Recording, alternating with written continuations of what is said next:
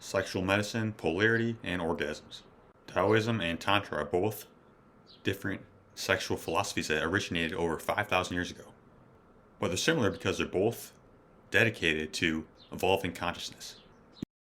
Taoism is a system that originated in ancient China, which is a scientific system that used sexual energy for healing and rejuvenation. Conscious direction of sexual energy is a big tenet. So when it comes to Tantra, this originated in India and it's much more ritual based. So this is kind of an intro episode. We're going to get much deeper into these concepts like in further episodes, but so it's actually getting some clinically proven benefits because I think this is really interesting to know. So sex has been shown to stimulate something called neurogenesis, or the creation of new neurons. Also been shown to benefit the hippocampus of the brain, which is also known as the memory center, and spatial coordination. Next is cardiovascular health. We know that there was a study done in the BMJ, or the British Medical Journal, that showed that men with frequent orgasms had 50% less rate of heart disease. Lastly is sleep. So it actually helps with sleep quality because it releases a lot of hormones such as oxytocin, serotonin, prolactin, vasopressin, norepinephrine, serotonin. Now these hormones make it much easier to fall asleep and stay asleep. So next we're going to get into the concept of polarity. And sexual polarity is essentially the concept of yin and yang, masculine and feminine. Opposites attract, and polarity is critical for maintaining a relationship. So unfortunately we live in a world where most men think it's okay to be a clown and most women think it's okay to be a man. Now, it's not that either one of these is wrong per se, but most relationships fail for a reason. It's because we're not in our true essences, and most likely this is due to like past issues, past trauma. So we have our walls up in a way, or we don't know how to be real. The things that become real, like the more our energies tend to balance out. So how do we actually balance out polarity? I'm talking here from a man's perspective. As a male, it's very important to find your purpose. Your purpose is what wakes you up and drives you to do what you do every single day. It is what makes you get up and go after it. Finding your purpose is akin to knowing what you want and having a sense of direction. Things like lifting weights, developing that inner drive, knowing what you want is all key. The ability to have integrity, essentially saying what you mean and meaning what you say. These two things are very important. Strength and honor, having the ability to stay in a strong state, not complaining, right? Like being aware of your thoughts and emotions. The ability to just be is very important. Because we're pulled in so many different directions, our energy is just scattered.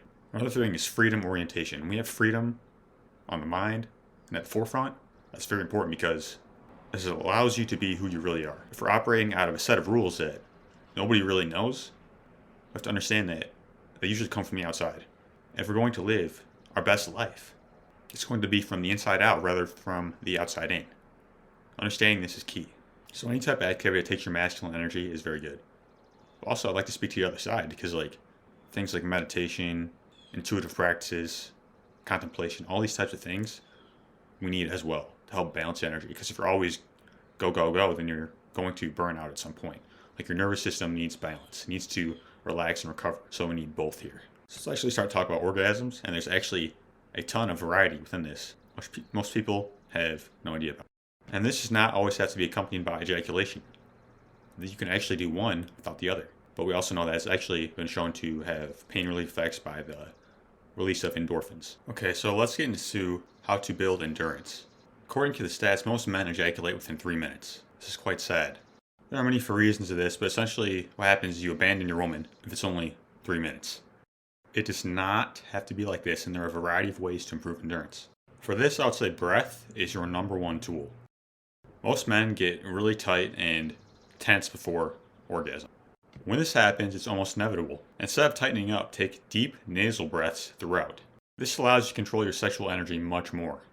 Another practice you can do during solo sex is get to a 9 on the orgasm scale, then back off. During this time, you can practice box breathing, which is 4 count in, 4 count hold, 4 count out, 4 count hold. This is very good for arousal control, and basically it allows you to build stamina. Kind of like at the gym when you're doing reps and sets, like you need to take rests in between and then get stronger over time.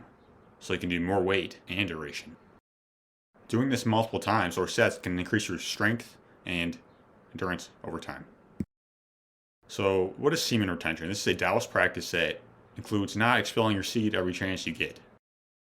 According to their perspective, doing this, ejaculating too much, will deplete your chi. Semen is a powerhouse of nutrients that are literally designed to create life. And holding on to this actually boosts your vitality and energy. And there's actually very interesting data along with this. It's not just perspective. There's a compound in sperm called spermidine, which actually, if held onto, helps regenerate tissue and promote longevity. So what is a clitoral orgasm? This is essentially a warm-up for the woman. It can usually only be externally stimulated because this is located on the outside. The finger and tongue are best tools for this. So let's get into a G-spot orgasm, and this was discovered or scientifically validated by Ernst Grafenberg, who progressed reproductive rights and health. The G actually comes from his last name, Grafenberg. Now, to be clear, he obviously did not discover this, but it was scientifically first studied by him. It is actually more than a spot, it's more of a zone, like located 3 inches in on the interior wall of the vagina. This zone in particular requires vigorous stimulation and surrender.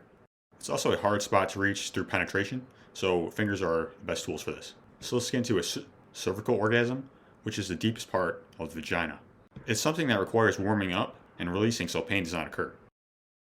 Think of it as a massage, like if she's really tight and you have to massage in order to loosen up and be open.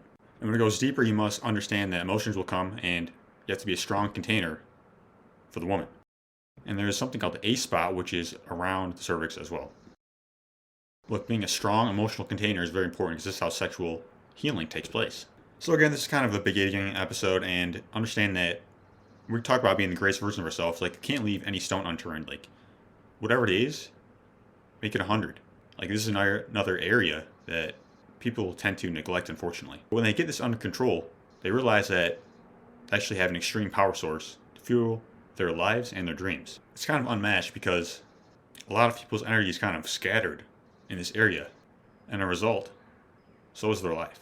So being strong and disciplined in this area will unlock many things.